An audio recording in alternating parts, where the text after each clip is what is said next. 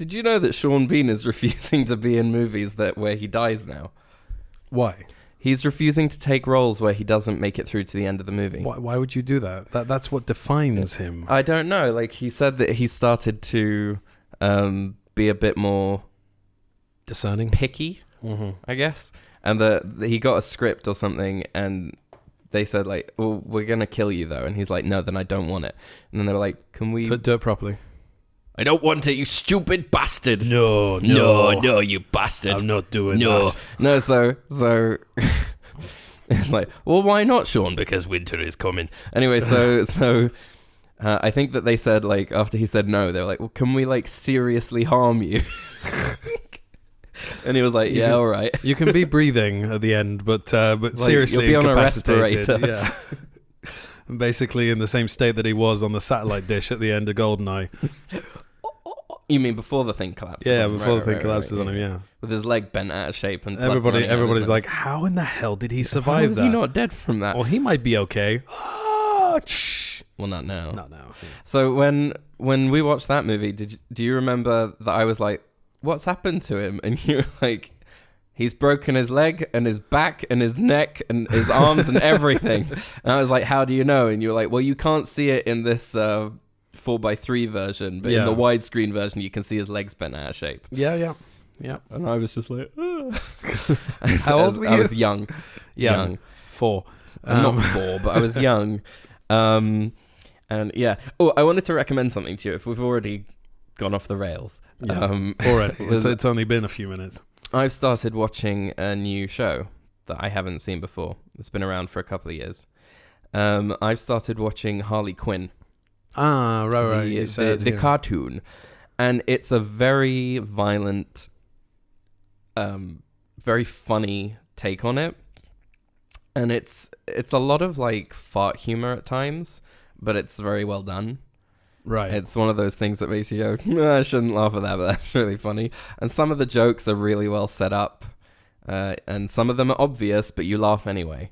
Right. And it's just really well done. And Alan Tudyk he plays multiple characters in it and is brilliant. Also, Lake Bell as Poison Ivy is brilliant. And Kaylee, I always want to say Cuoco. Cuoco. So she's Harley Quinn, and she manages to do. Hey, no, I thought you said Lake Bell was Harley Quinn. No, she's Poison Ivy. She's Poison Ivy. Right. So clearly listening. Clearly, Clo is Harley, and the thing about it is that you would expect a show where that annoying sounding character is the focal point would just have a lot of grating. Like, she manages to do it in a way that sounds more like her and not more like Harley, but like Harley enough that it's still Harley and it's not annoying. Right. Less annoying than Margot Robbie's performance. Right. Which is so I highly recommend that. Like, if you have Margot Robbie has been not very well served by the material that she's gotten. Absolutely not. But look, she's a very good Harley Quinn, but it still grates on me after a while. Yeah. All right. Well, I'll give that a look then. Yeah. Shall we? Your response to that was akin to a fart in a cupboard. Shall we continue? Yes. Do you want to continue?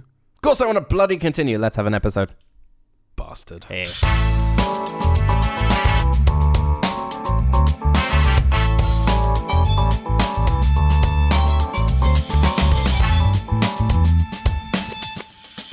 What's our seat number? Hello and welcome to What's Our Seat Number, the podcast that gives you information that you could probably get by Googling. I'm Jonny Gross, the one with the suitcases in his lower eyelids and black rings around my eyes that would make Johnny Depp in a Tim Burton film go, whoa. And with me as always is my co-host, a 3D artist, a harbinger of doom, a multiverse of madness, and a man so quick he's even fast asleep. It's Simon Gross. Hi. Huh? I'm podcasting. Oh, lovely. Hello and welcome to What's On... Don't touch my number. Don't touch my number. Well, we've got a great show for you today that's been... Obviously not. Don't believe him. Listen to what that intro. Oh my God. Yeah. So for any of you that don't know, also I saw on a podcast forum once somebody wrote that we talked about this in an earlier episode, that you're not supposed to talk about all of that business of we've been away for a while. Oh, you're not supposed to do that. Yeah, you're not supposed, or at least it annoys this poster. Are the podcast police going to come and Probably. But we've been away for a while. Should we put our bottoms in the air? Nobody Do you know that's a callback to the Rocketeer episode when the police came and we ended up bottoms in the air. Yeah. Do you want to continue? Of course, I want to bloody continue.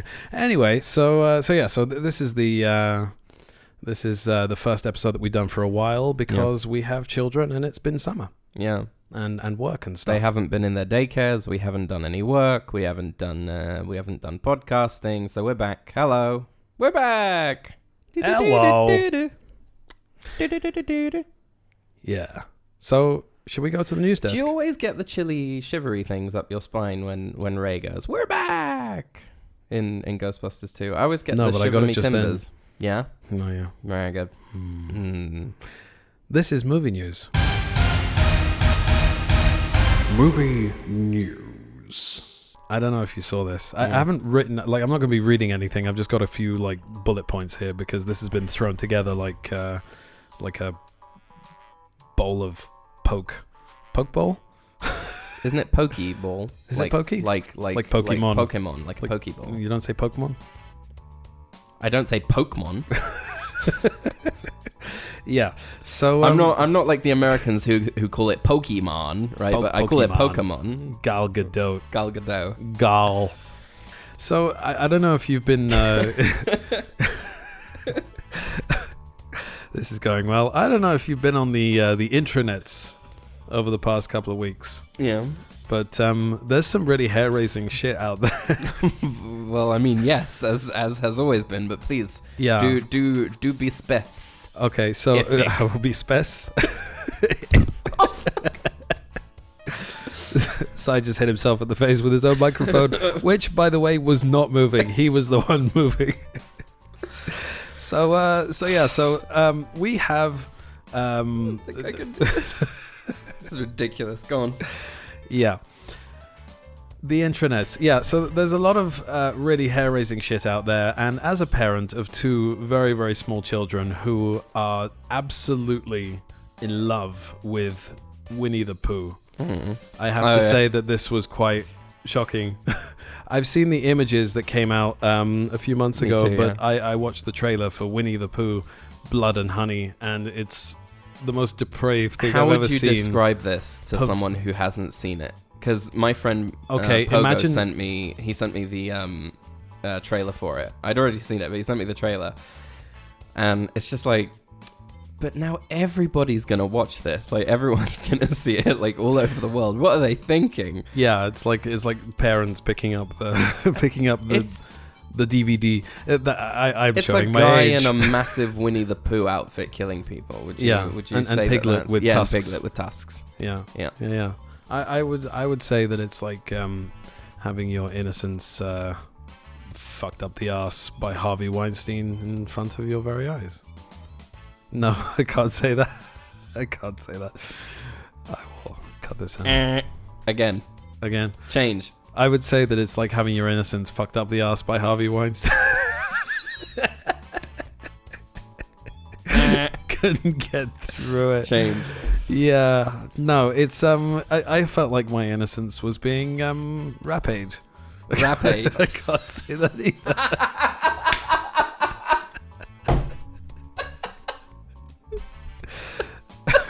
See, this could go in just because it's ironic. Rapade. What's horrible about this? It took me. I was like, what?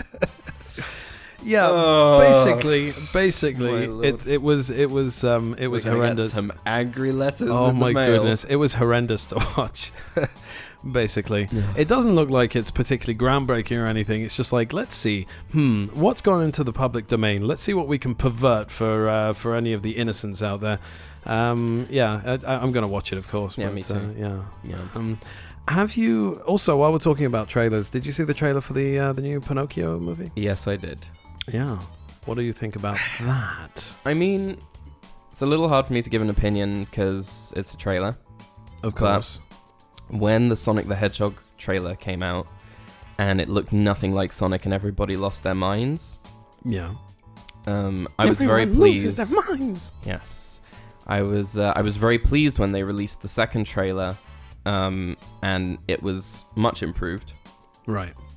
What they seem to have done here is they've gone, okay, so we don't want to do anything that doesn't look like the Pinocchio from the original movie. Yeah. So they've just made a CG version of it, and I think that their translation from 2D to 3D is very, very impressive. That it's very true to the character, and it's hard to do that. It's hard to take a 2D concept and make it look new, especially from when it was made.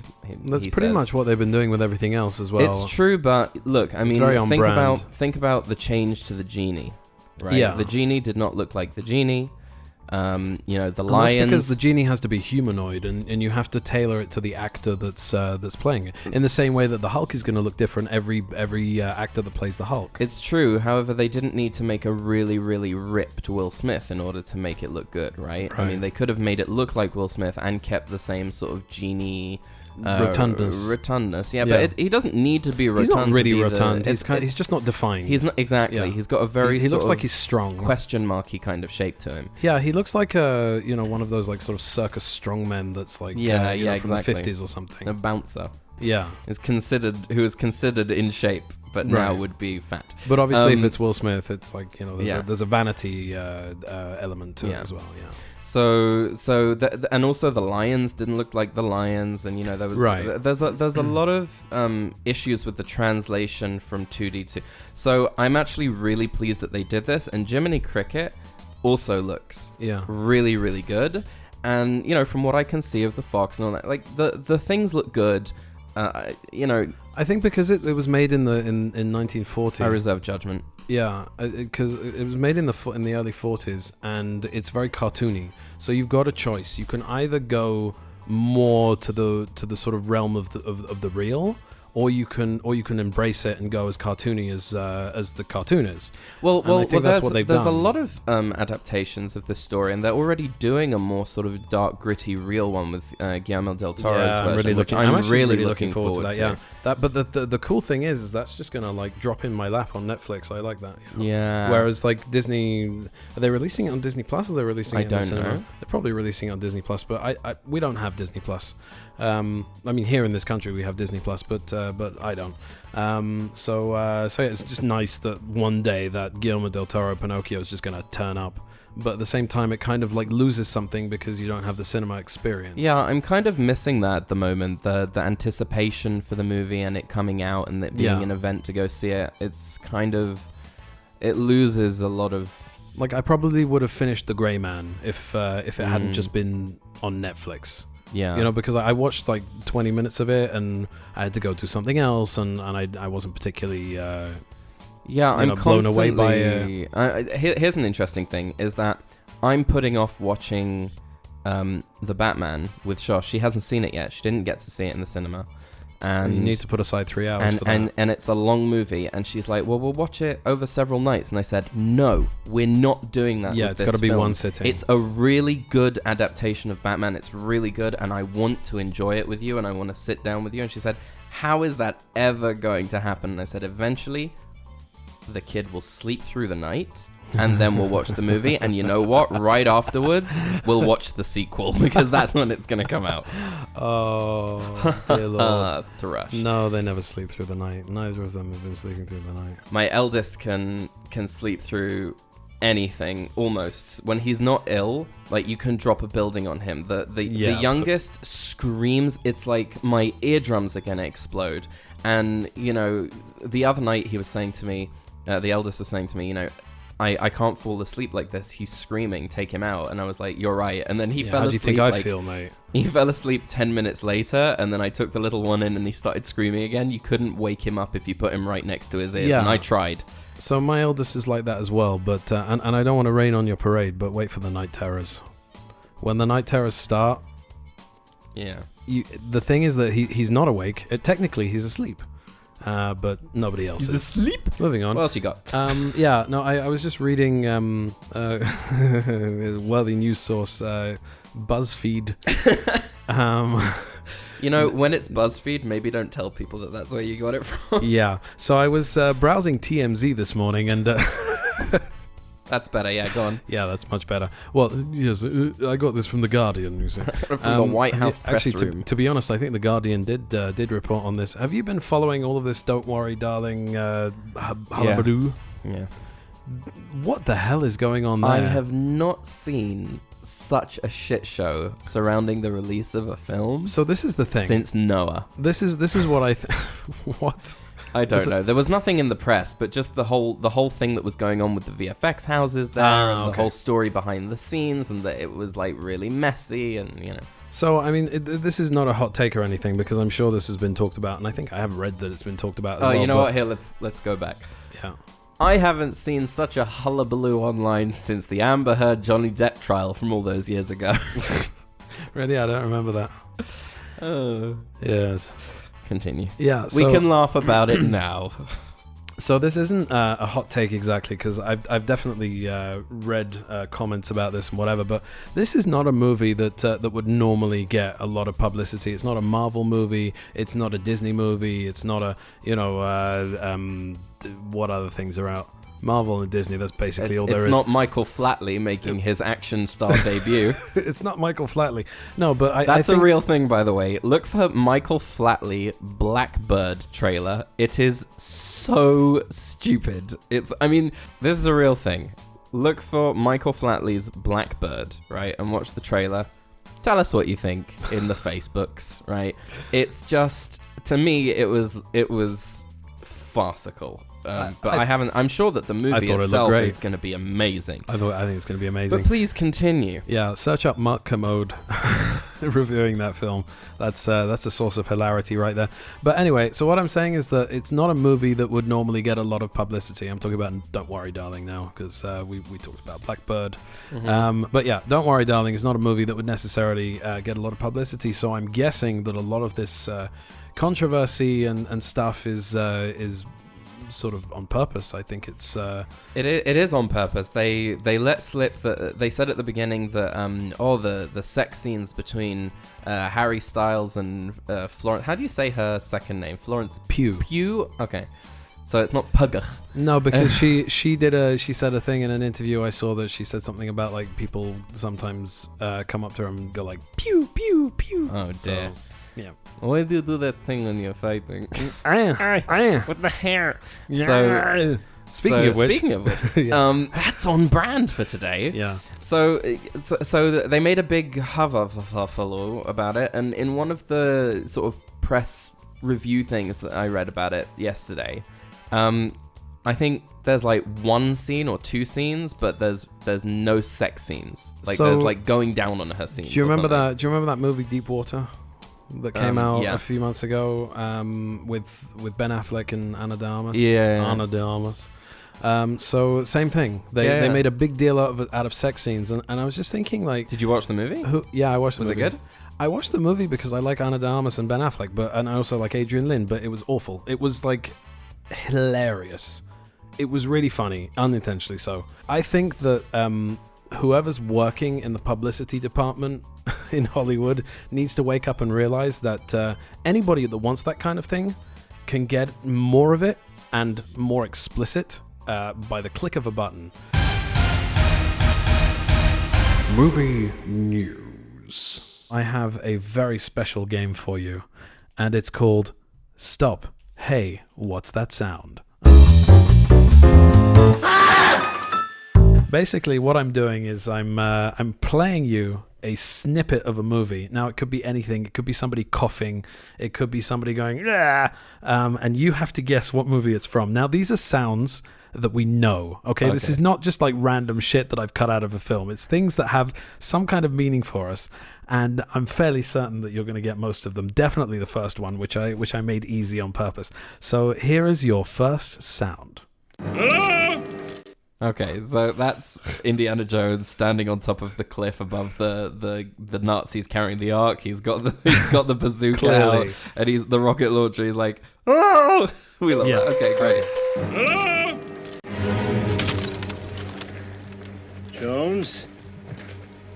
Jones, I'm gonna blow up the Ark, Renee. Very good. Okay. Here is your. So that one was easy. I just wanted to give you one just to, get into the swing of things. I could see the fly going in his mouth. Yeah. So this is your second sound. That is from Ghostbusters 2, and that's Janusz when he's going, no photographs, please. Slides are available in the gift shop. Oh! And he's pulled aside. And here's the whole thing. Well, that's Vigo. Mr. Vigo! Vigs. Please. Would you look this way, please? No, don't. No. Come on, no. show me something. No! All right, Mr. Vigo. No photographs, please. Slides are available in the gift shop. Yeah, thanks. Thank you, Winston. Okay, here is your third sound.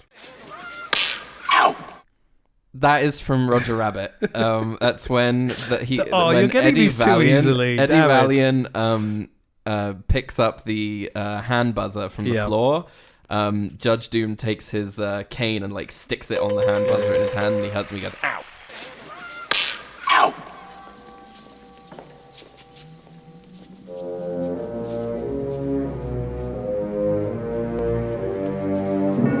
Is this man removing evidence from the scene of a crime?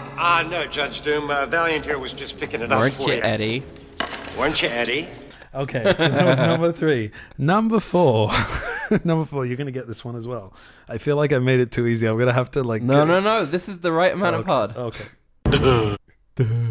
You got a problem, Pinky? It's from Aladdin, right?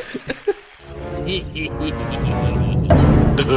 got a problem, Pinky? Jerk. Okay, this one might be a little bit more challenging. Okay. Here we go. Zora? No? One more time. I have no clue what that is. What is Okay, that? do you want me to play you the whole thing? Yeah, go 'Cause on. You're going to kick yourself. This helps. It's the thing with the mustard and the ketchup from Dumb and Dumber. I never would have gotten that. I'm not kicking myself because it's too obscure. I see they're getting progressively harder. This one Okay. you might not get as well, but have a go. Again? I have no clue. Go on. Okay, you sure? Yeah. Okay. I need $150,000. Really? Oh dear boy. From Mission Impossible. From Mission Impossible, correct. Maybe okay. if that would have been a smidgen longer. Yeah, but that's the game, baby. No, Don't. not his line, but like just the whole line. Yeah. Okay. That could have been any fucking thing. Okay. This one you should get. You ready? Yeah. This is the last one. Go on. Oh, that's the Mummy. 100% that's the Mummy. He'd like to thank you for your eyes. Prince Imhotep thanks your you for tongue. your hospitality. And for your eyes. And for your tongue. But I'm afraid more is needed. The prince must finish the job. Good job. Very good. That's a great game. I So love that. I put that together this morning before you came. So I would love to have more. Yeah. But I'm gonna. That's great. I think that's the perfect amount. Yeah. So I'll do it again next week. But I did get the what's it called from the hearing the rest of it, right? I get a little bit of because I'm sure other people are going, I don't know what that is. Yeah. I have no clue. Who else could play this game with you? Exactly. Okay. So We haven't even watched the movie yet. we haven't even watched the movie yet. We haven't even mentioned the movie. What movie are we watching today? We are going to be watching Last Action Hero, starring Arnold Schwarzenegger or Braunschweiger. Roll it. No, you don't want to talk about context? Nope. Really? I remember watching it in your bedroom in England on the small TV hanging above your bed. Oh, yeah. I remember being afraid of the Ripper. Well, he's pretty scary. And I remember the cartoon cat. That's it. That's my context. Off you go. Yeah, I was... Sorry, do I feel to you like... Does it seem like I'm rushing things? Why are you flipping your phone in your hand like Morpheus flipping the pillbox? Because I'm like cool. This thing. I'm cool. That's why. So my context, I was buying anything around that time. I would say 96, 97. I was buying anything that was rated 15 plus, and this was rated 15. And then I was fairly shocked to see an Arnold Schwarzenegger movie that's a little bit fluffy and cuddly, let's be honest, that has a plot about a little boy finding a magic ticket and going into the film, which, to be honest, is a great plot, but like there's a discrepancy there of like, who is this for? Is this for the Page Master audience, or is this for the True Lies audience, you know? So yeah, It was a little bit of both. yeah, but obviously, you know, for an entire generation of people that watched this movie in 1993 who were, you know, kids who are now in their 30s and 40s, this movie's a stone cold classic. So Yeah. the thing is that I watched this a couple of years ago with a friend who has never seen it before, and he and I were just laughing the whole time. Yeah. It's like it's still good for people who. But it's not unintentionally Haven't- funny. It's hilarious. it's on like purpose. I mean, I always forget how funny it is between viewings because Yeah. it's just so well done. Like, I don't know, I really love the whole, you know, say this word, and he's like, Yeah. don't be an infant, or whatever it is that he says. hey, grow up. Grow up. Yeah. No, I love like there's all these like these different like these great jokes. First of all, like, you know, obviously the one that I figured out much too Couple of late in the acres. game. Yeah. You want to be a farmer? Here's a couple of acres. And there's like, you know, check his chin. I love check his chin. Like, is there a doctor in the house? You're a doctor? Quick, check his chin. And there's also that bit where he's punching the henchman. He's like, this is for this and this is for that, whatever. And then he says, this is for blowing up my ex-wife's house. And he gives him a slap on the hand. Like, it's just brilliant. I love this tar movie. sticks to some people, right? Yeah. So let's go watch Last Action Hero. Let's do it. Roll it.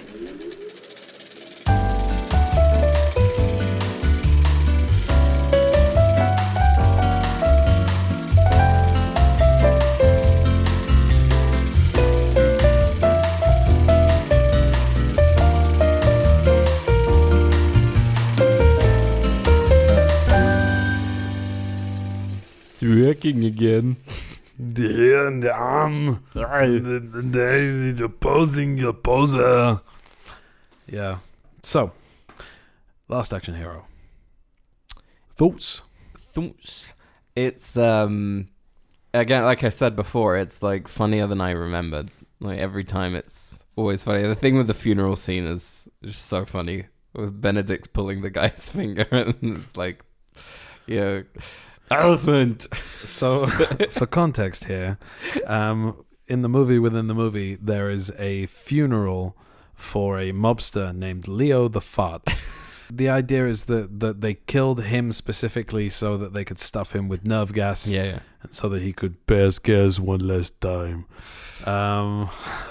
That's the level we're talking about. But like you saw in the end credits there, the movie was co-written by Shane Black, so there is a There you go. yeah, directed by John McTiernan with music by Michael Kamen. All of the action movie Cameron. all of Film. the actors who appeared in action movies of the time were turning up. There was, there's Robert Patrick. You got James Belushi, who had starred with Arnold Schwarzenegger in Red Heat. And you've got like the guy who plays, what's his name? I can't remember his name. This is very unprofessional. But there's Jean-Claude Van Damme was in it. there's a police officer who is in Die Hard 1 and in Die Hard 3, and his name's Ricky. Anyway, he's in the movie. He's the guy that picks up the glass eye, and he goes, "Vengeance is." Yeah, don't touch.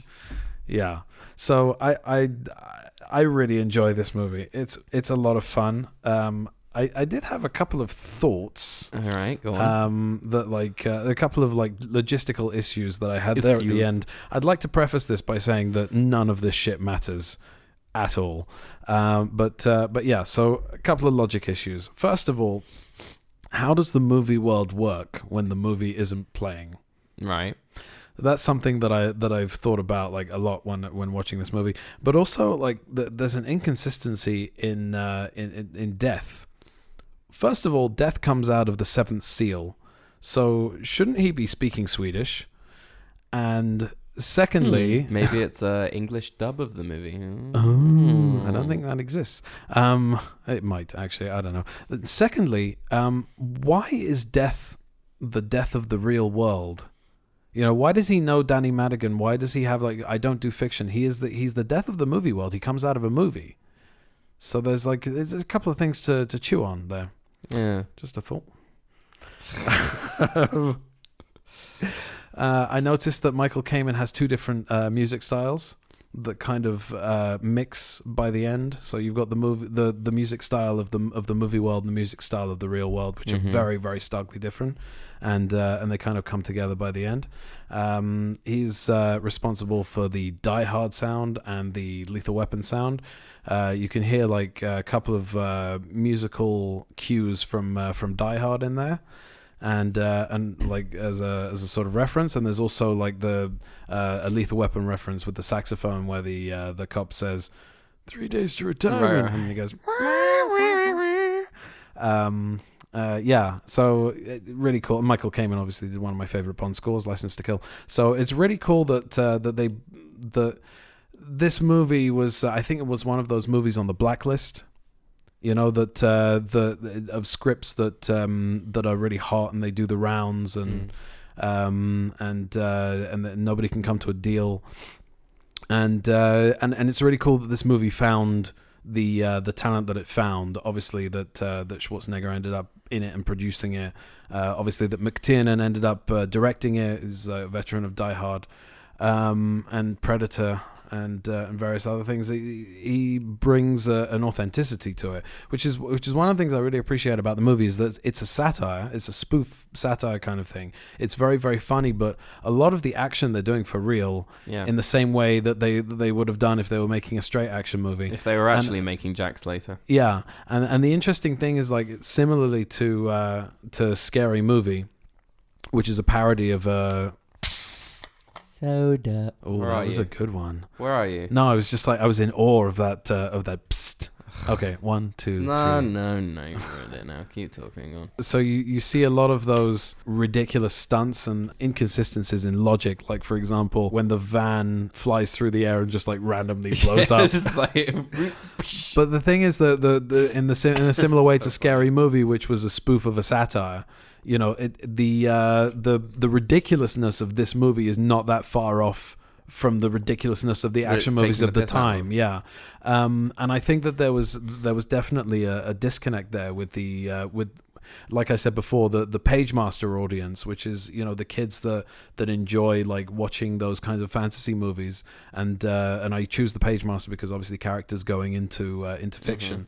But I don't do fiction. With the sort of the True Lies Predator crowd who are looking to see a straight action movie with Arnie, but this movie has some of that. So there's definitely a confusion in tone, and I can see why it struggled to find an audience at the time. Nowadays, I think it would be a little bit easier to find an audience for this kind of thing, which is probably why it's so popular nowadays. Aside from the nostalgia factor, it is a very entertaining movie. We laughed a lot. Yeah, we laughed a lot. So my quibbles they're not real quibbles. Again, it's like none of it makes any difference. Yeah, but I'm just kind of like, when does the ticket work and how does it work and what is it like? They didn't really establish. I'm sure it's on purpose, like very, very vague. Yeah, but there are parts of the movie where it's like, well, how come it's working now but it's not working now? Like, I think they established that it has a mind of its own. I think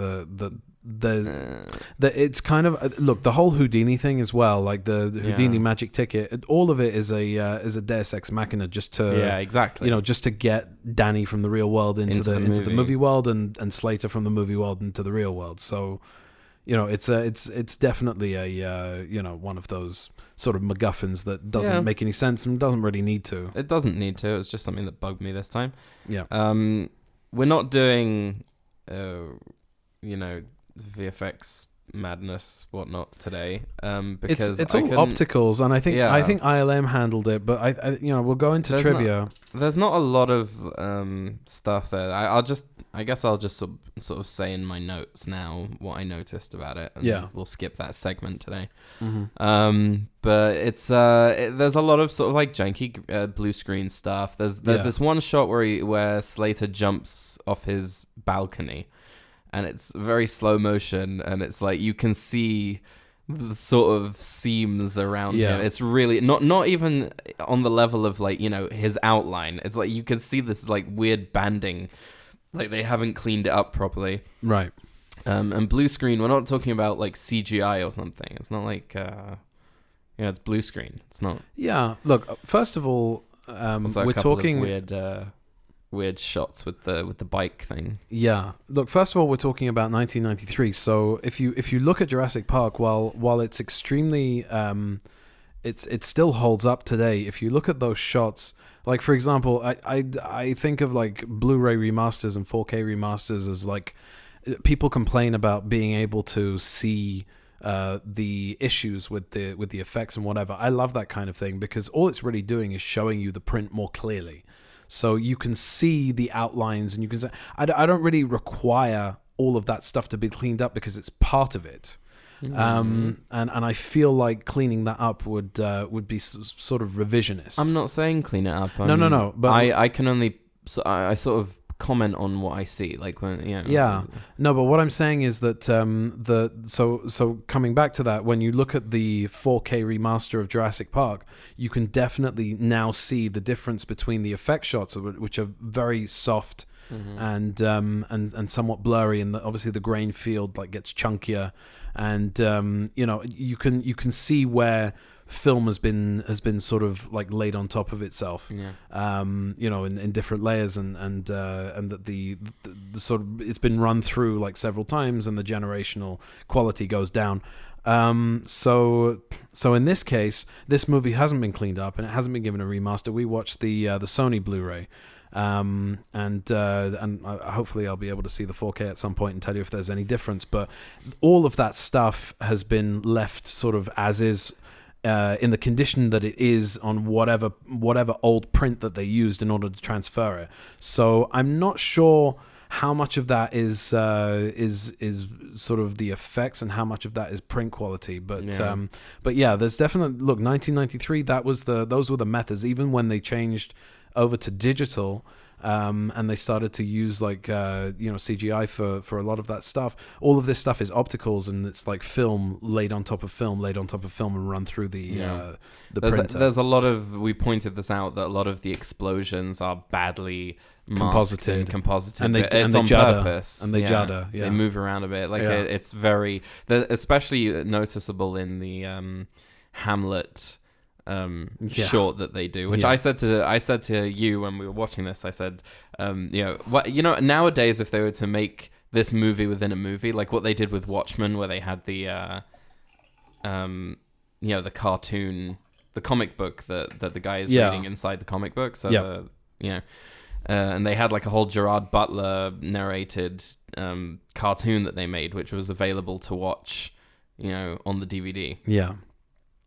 So I feel like they nowadays actually integrated that into the movie, into the director's cut, which I think is really cool. It is really completely cool. Like not relevant to anything. Not necessary. It's not. It's like it halts the movie, but it's cool for fans of the graphic novel. Yeah. So anyway, the point is that I said to Jonny, if they were to make this movie now, they'd actually make that Hamlet thing into a short, and then So the funny thing is, when did The Majestic come out? In what, like 97, 98, maybe 2000? Anyway, it's the movie within the movie, and that movie is called Sand Pirates of the Sahara. With Bruce Campbell and whatever. And I don't think they did anything extra, but they took, because the Majestic cuts back and forth between the movie and the action going on in the actual movie itself, so they put as an extra on the DVD and Blu-ray as like just the clip from the movie itself in its entirety. That's really cool. I don't think there's anything extensive for Last Action Hero, but if they ever did like a special edition, it'd be really cool to see that like expanded or whatever. I just want that whole movie. I want the Arnold Schwarzenegger starring Guns version of Hamlet.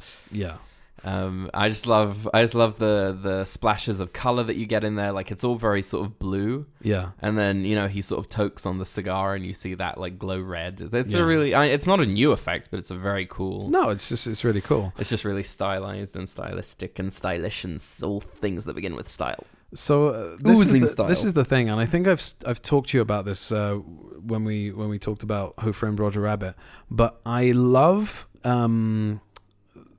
those kinds of like world building, that you get in movies like Demolition Man as well. That like it's completely like sort of made up in a way that's that sort of translates to our world or sort of like interweaves within things that we already know. Like for example, you have the Toons. Everybody's seen cartoons, and then it's kind of like, but what if these, etc., etc. And this movie is that basically. It's very, very clever, and I think a lot of people missed it on release. Because of Jurassic Park. Yeah, because of Jurassic Park, because of Schindler's List as well. Yeah. There were really, really big movies that came out in 1993. Spielberg was the king of 93, and this movie got lost in the pile, similarly to License to Kill, that got lost in the sort of the Batman, Lethal Weapon 2, Karate Kid 3, Indiana Jones and the Last Crusade, like craziness in 1989. So aside from the fact that it's not an easy sell, as a plot, like if you would have said to somebody back in 1993, hey, you want to watch this movie? It's about a kid that finds a magic ticket and goes into the movies. They probably would have said, you know what, maybe not. Really? Because that is like my jam. Yeah, but those kinds of movies were not being made for adults at the time. That's why. And nowadays, when I was a kid as well, like I remember you told me that you had like an idea for a short story where you were like a kid who's in his parents' house, and it's got like a really big library, and he leans on the bookcase, and the bookcase turns around, and he finds himself on the other side of the bookcase, and there's like a whole world there. It's the Page Master. But I remember that. This was before the Page Master. I was given an essay to write, and it was called. You had to write an essay. You had to write a story with the title Behind the Bookcase. And I just ran with it. That was fun. I remember so it being that fun. Junk really appeals to me. No, here's the funny thing is that a few years later, after you told me that idea, I was given an essay to write in the same school, and I wrote something called Behind the Bookcase as well. Nice plagiarism. Nice. I'm take it. It's yours. Take it all. It's a little Ang Lee's Hulk for you there. Yeah. I also mentioned to you the fact that I think that the focus puller of this movie deserves a medal. He is the last action hero. I mean, this guy. I mean, he's on a like ridiculously long lens, something like an 800 millimeter, and he's shooting Arnold Schwarzenegger's feet going on the top of the cars. Yeah. And then he jumps down from the cars, and it's perfectly in focus on his face. Yeah. And he takes a toke of the cigar. And there's a few things like that, like the gun barrel, when Benedict shoots the gun, and then it like racks focus back to his face. Like these things are not easy, but like it's really cool stuff. Anyway, the props to the focus puller. Frank McRae, who plays the police chief, is also Sharky in License to Kill. Mm-hmm. Just wanted to give a shout out to him. I think that he is really. If you put the subtitles up, he's actually saying things. Oh, is he really? Yeah. He's saying I things. always thought he was just going. I caught a few words this time round, and it's just complete and utter gibberish. But I love him. I think he's really great. And Anthony Quinn, who plays Vivaldi, is hilarious, and he reminds me of Rod Steiger in The Specialist. Joe, sorry. My son is lying in a closed casket. You don't remember The Specialist? No, I don't remember The Specialist. So basically, it seems to me like it might be a spoof of that, because The Specialist also came out in '93. But yeah, there it is. I really like Anthony Quinn in this movie. I think he's hilarious. He told me you killed Mozart. Oh yeah. There's also F. Murray Abraham, who most recently played Mushu Wushu. What's his name? Oh, for fuck's sake. What? Mushu Wushu? Mushu Wushu. What the fuck are you on? What's the name of his of the god in Moon Knight? Oh, I don't remember. I haven't seen Moon Knight. I haven't. I read like a comic. One second. I don't remember. 1 second. Khonshu, that's the one. Khonshu, I wasn't that far off. Oh, it's played by him? Yeah, so he does the voice. I'm not sure if he does like mocap for it or whatever, but he does the voice. But yeah, so there's even a reference in the movie about Salieri having killed Mozart in Amadeus. So that's always been a lot of fun because I remember watching Amadeus when I was a kid, and they showed it in school, and I'd already seen it, and yeah, so it's just a lot of like nudge, wink, wink references. No, in this movie. Say no more. What about Charles Dance? Oh God, how can you talk about this movie without talking about Charles Dance? Best performance in the whole like, okay, look, Arnold Schwarzenegger is amazing. He's really funny. He's got a great comedic timing, and the way he's like, elephant! Like, just that line killed me this time. Yeah. He's on top of the roof of where this funeral is taking place. You know, we already mentioned it, the one with the fart. Yeah, he slung Leo the fart over his back, yeah. And he's trying to distract everyone. He goes, look over there, elephant! Why is he Russian? I don't know. I can't do a Schwarzenegger. Anyway. Yeah.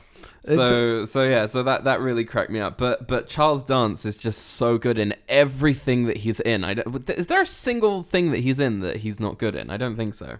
No. Tywin Lannister, amazing. I love that speech that he gives while he's skinning the deer in the first season when he's talking to Jaime Lannister. The Sandman is brilliant. You haven't seen it yet. Just watch the first episode. How? I can't finish The Boys. And we're supposed to watch The Sandman together. The Ordinary Boys. Oh, that's what I forgot to say during What Have You Seen? I watched the beginning of Our Flag Means Death. Yeah. The first couple of episodes, and I got bored, but then I started watching I still can't remember what it's called, the one with the vampires. No, what's it called? The one with the vampires? Yeah. Also Taika Waititi. What We Do in the Shadows. What We Do in the Shadows. Hysterical. I love it. Yeah. Really funny. Sorry, please continue with what we were talking about. Charles Dance. Yes, what do you think? He's really good. He's also like I love him in the Big Fat Quiz of the Year. The Big Fat Quiz of Everything. That's like, did you ever watch that? I have seen it, but I haven't seen one with Charles Dance in it. Charles Dance, he's in all of them. He turns up in all of them, and what he does is he reads the autobiographies. Yeah, you know. She was throwing me some shade, and I thought that she was being a bitch. Really funny. Like he's reading like what's the name of that reality show? Yeah, Towie, so he's reading like some reality star's autobiography, and they have to guess whose it is, and it's Charles Dance sitting in front of a fireplace, like Jackanory style, storyteller style, like reading this shit that doesn't belong in his mouth. It's just genius. I've just killed somebody, and I've done it on purpose. Brilliant. You will emerge from several canine recta. So, yeah, we love Charles Dance on this podcast. Friend of the show. They're all friends of the show. They're all friends of the show. They just don't know it. Do you want me to do Trivia Corner? Yeah, why not? All right, so let's do it. Trivia Corner. Trivia Corner. Do you want to do it like Arnold Schwarzenegger? Okay. Who knows what I'll do, but, right, go on. 1, 2, 3, go. Trivia Corner. No, I'll try again. Trivia Corner. Give those people ear. This man is alive. Check his chin. Oh my goodness. I just want to shout out to Ben Davis of Film Vloggers, who always tries to do an Arnold Schwarzenegger impression.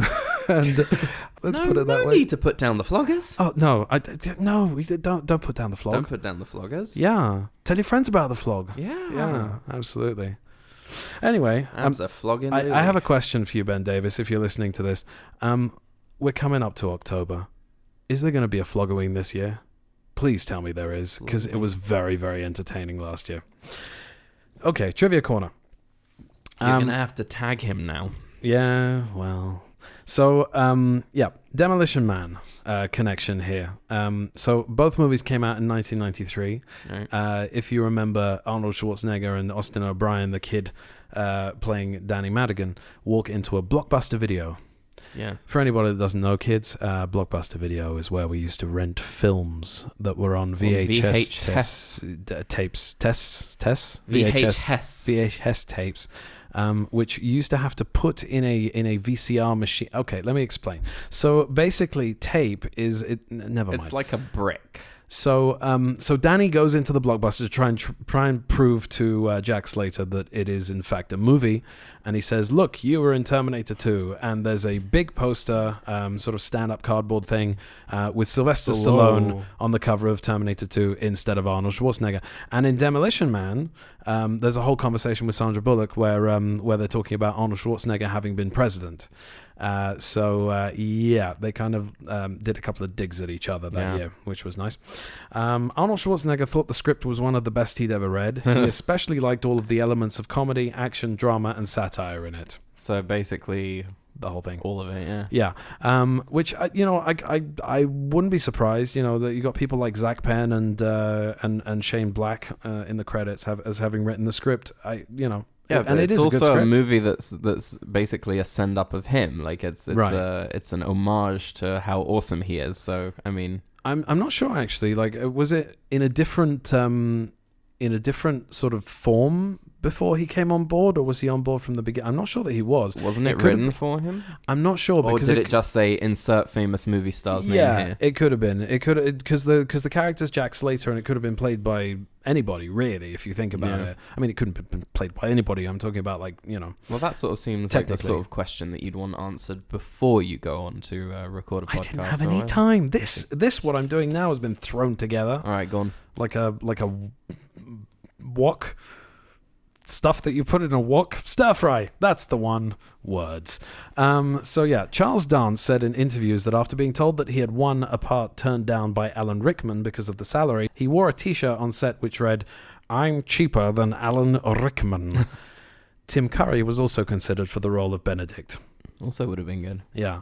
Arnold Schwarzenegger wanted this movie to be PG-13 so it would appeal to a broader audience. Being executive producer for the first time, he approved script director, cast, studio financing, distribution, marketing, budget, PR firm, planning a foreign release, etc. Like, that's enough. Schwarzenegger enjoyed the added responsibility because he could be involved in every facet of production. Sharon Stone's casting in a brief cameo as her Basic Instinct character, Catherine Trammell, was somewhat surprising because she and Arnold Schwarzenegger had clashed on the set of Total Recall.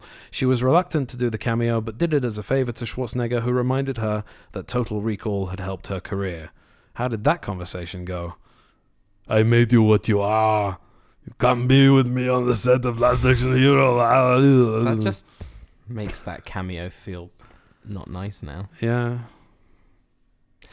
Continue. The words "a Franco Columbu film" appear on the screen at the beginning of Jack Slater 4. Columbu is a bodybuilder friend of Arnold Schwarzenegger's who has appeared in the following movies with him: Pumping Iron, Conan the Barbarian, The Terminator, The Running Man, and Beretta's Island. I don't know what Beretta's Island is. I've never heard of it. Pumping Iron. Have you ever seen that video of him talking about pumping? I have seen the movie that he talks about, like coming with a woman. It's like coming is no, dude, can you think about how much I'm in heaven? I'm coming when I go to the work, I'm coming when I go to the grocery store, I'm coming all day long. It's terrific. That would be the clip I was talking about. Yeah, the original screenplay was developed by Adam Leff and Zach Penn with Arnold Schwarzenegger in mind for the lead. Oh, here we go. This is trivia. And was titled Extremely Violent. After Columbia purchased the script, the studio independently approached Arnold about the movie. Arnold's decision came down to either the now titled Last Action Hero or a Penny Marshall-directed Columbia comedy called Sweet Tooth. The script was later rewritten by Shane Black and David Arnott. Because it's just like two T's at the end, so it's very harsh. You put a lot of emphasis on the T's. Emphasis. To rev up the action sequences, William Goldman did a $1 million polish. My God, it's good to be a screenwriter. Jeez. When Arnold made it clear that he would not begin filming until Goldman added depth to the characters. I think they did a pretty good job, to be honest. Like it's a lot of those movies that came out at the time, those action movies were pretty surface deep. So. Yeah. So that, to me, is quite a big gamble. The guy that wrote The Unbearable Weight of Massive Talent wrote it without Nicolas Cage being involved. Yeah. And you know, that's all about Nick Cage. And like well, that I mean, meeting had I to read be that like... they were like, if they don't get Nicolas Cage, they're going to get someone who can play Nicolas Cage doing an impression of Nicolas Oh Cage. my Like, god, that would not have worked. No. But yeah, no, it's that's a big gamble because you know you write something and spend that much time and energy on it and whatever, and if the guy says no, what are you gonna do? But anyway, he did, and that's a great movie. I like that movie. Did you see it? I did not see it, but I want to. One major reason for this movie's box office failure was the unforgiving process needed to have it ready for the studio-mandated June 18th, 1993 release date, which left almost no time for follow-up editing or fine-tuning after a disastrous May 1st sneak preview. That's no time at all. There were discussions about moving the release into July or August 1993, especially when Universal deliberately chose to open Jurassic Park on June 11th, but it was decided that doing so would turn off potential moviegoers. When this movie was released and received widespread criticism, an anonymous movie worker said, "We shouldn't have had Siskel and Ebert telling us the movie is 10 minutes too long." It's true, it's 2 hours and 10 minutes long. Yeah. Maybe could have been cut by a little bit. John McTiernan said this movie began as a wonderful Cinderella story with a 9-year-old boy and a pretty good script, but the movie didn't end as it began, referring to the movie's troubled production and the fact that it opened in theaters a week after Jurassic Park. After its failure, McTiernan retreated to his house in Wyoming and took a break from his career. Well, that's a shame. It's an absolute shame because it is a really funny movie. It's really good. It's entertaining. Like, I'm not saying it's on, you know, Jurassic Park level, you know, entertaining or... you know, anything else that came out that year. But you know, it's a shame that it was so critically panned, right? That, you know, he had to retreat from his career, which is just, you know, that sucks. But that's the thing. It's a comedy first and foremost, and it was marketed as an action movie. I mean, look at the poster. Yeah, like the poster. But I love that poster. I want that on my poster, wall. Yeah, it's marketed as an action movie, but if you take it as a comedy with some action in it, then you know, it's a lot more understandable where they were coming from. And the other thing is, Arnold Schwarzenegger considered this movie his first real failure after an unbroken string of successes, and he also considered it the beginning of the end of his movie career, which first of all, he made a few movies after that which were critically panned, but I personally love, like End of Days and Eraser, and also True Lies came out also in 1993-94, so that's after this. So I don't True Lies is brilliant. True Lies is one of his best movies. I love that movie to bits, but stop cheering me up. Give me the goddamn page. Yeah, so anyway, it's very sad that a lot of people consider this one of the blots on their filmographies. The role of Benedict was originally intended for William Atherton, apparently. Do you know who William Atherton is? He plays what's his name? Walter Peck in really? Ghostbusters, and they got someone who looks obviously pretty similar. he's Richard Thornburg in Die Hard. Macaulay Culkin was in mind for the role of Danny. I think that probably would have been better. A better, I mean, maybe, but who knows? John McTiernan is a director, probably one of the only directors who has directed a satire of a genre that they were instrumental in shaping. Yeah. I think the only other one I can think of is Wes Craven. Finish it, Wes Craven with the Scream. With the Scream movies, who would not everybody is as followy as you are, like following you. You have to, Wes Craven, obviously the director of Nightmare on Elm Street and several other horror movies of the 80s. Yep. So that was It's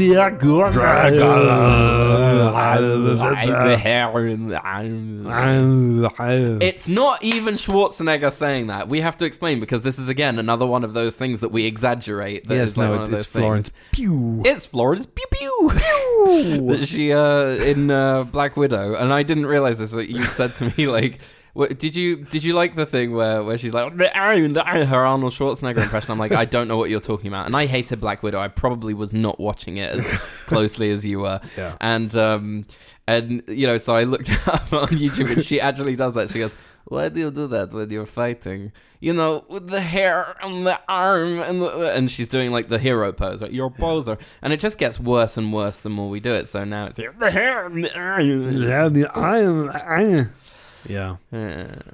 So that's that. Yeah. Any other thoughts on Last Action Hero? I can give you my final thoughts. Your final thoughts. I find it baffling what movies didn't sort of get. It's a product of the time, like, you know, what people were looking for then. You know, this movie wouldn't be accepted, you know, because of the way it's presented or something. I'm just trying to figure out exactly what it is that made it flop. Apart from the fact that it was opening alongside some of the best movies, you know, of that year. It's still really good. And it's funny and it's exciting and it's got great action in it and it's, you know, got awesome cameos and the idea is really cool and the way that, you know, the real world and the movie world start intersecting is really cool. Mm-hmm. And it just kind of bugs me that it didn't get as well received as it should have. And you know, I just feel like if you are listening to this podcast and you haven't seen The Last Action Hero, okay, yeah, it's 2 hours and 10 minutes long. It's a long movie. Yeah, but you're at home. If you can binge watch a like 9 hours of a series in one go on Netflix, then, you know. Yeah, well, you can manage 2 I'm hours just and 10 saying, minutes. if you like Schwarzenegger and you haven't seen a Schwarzenegger movie in a while, this is the one. Because it's just got all of that sort of, hey, you know how awesome Schwarzenegger is and all those movies that he does? Well, this is an exaggerated, stylized version of that. You know, I love the red carpet sequence. Like, all of the stuff that goes on in the movie theater at the premiere is just like, there are lots of little Easter eggs and nuggets, and I've passed over now into that realm of, like, old fart. Yes. The kids nowadays, people who were born after the year 2000, and there are those creatures exist. These kids who are, I've got like, tin food old that's enough, still not gone off that's older than that. there are kids who are, like, old enough to watch, like, these movies that we used to watch as kids, and they won't know any of the people, you know, walking on the red carpet, and, like, all of that is just like candy to me, because I'm like going, oh, that's you know, because I used to watch everything that was around at the time. I just wanted to, like, rattle off a few of the movies that were out in 1993. Go on. And another thing is that, like, we were talking about Don't Worry, Darling. Yeah. The first movie that comes up here is Indecent Proposal, and The Firm, and Remains of the Day, and A Perfect World, and This Boy's Life, and Philadelphia, and Carlito's Way, The Age of Innocence. Like, you know, all of these movies that nowadays would not get a general release. They might get a Netflix release or a Hulu release or a limited release or a Sundance release or whatever, Cannes or whatever it is. Yeah. But they won't get a wide release. And it's interesting to me because Don't Worry, Darling, like, in 1993, probably would have had like a major mainstream release, and nobody would have had to, you know, tell stories about Shia LaBeouf being fired or Harry Styles spitting on Chris Pine at the premiere or whatever it is. Which apparently that's not what he was doing. Apparently not, but I don't care. I haven't even watched the video or the movie. But it just interests me that those are the first movies that come up here on the list.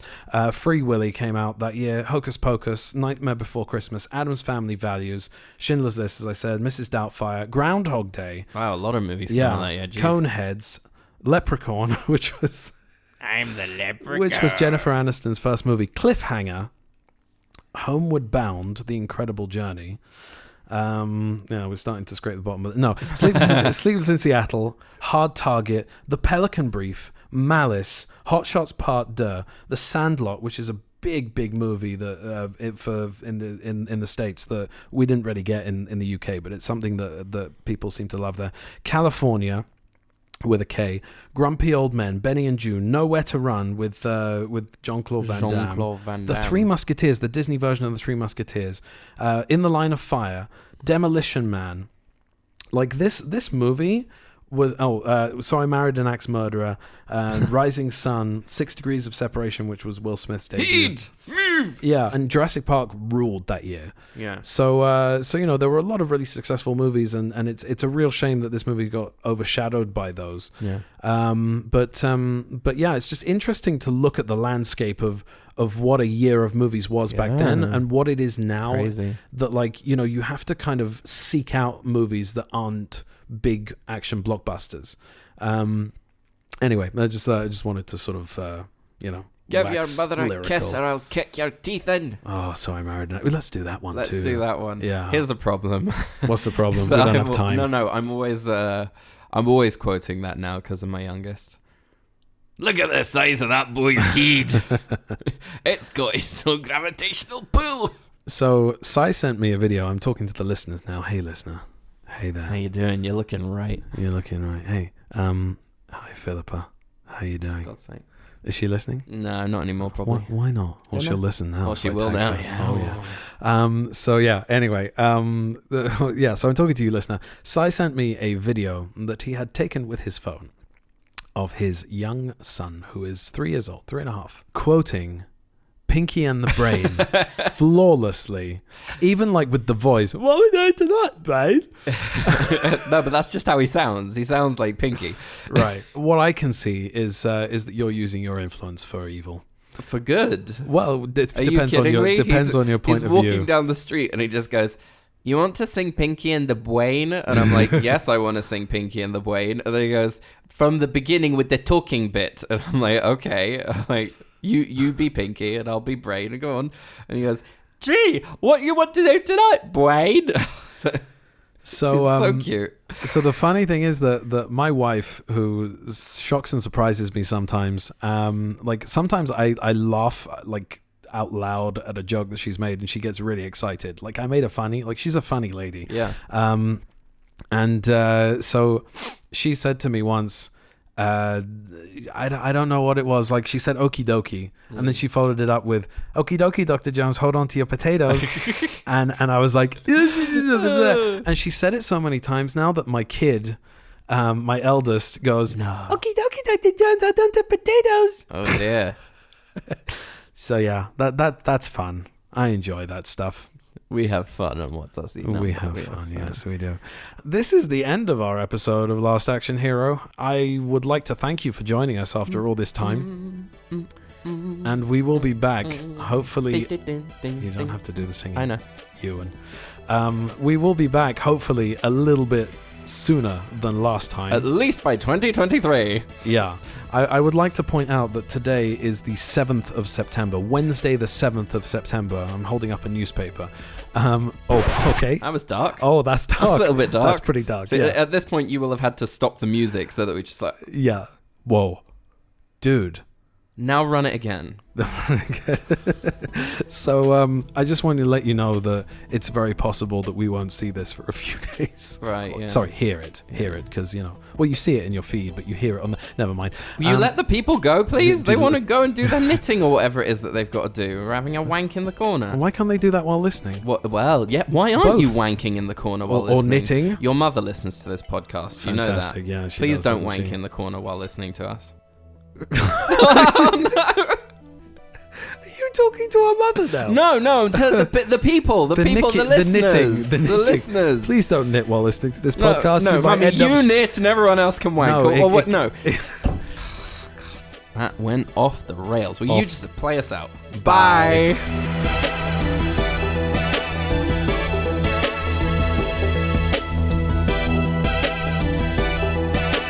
What's our seat number?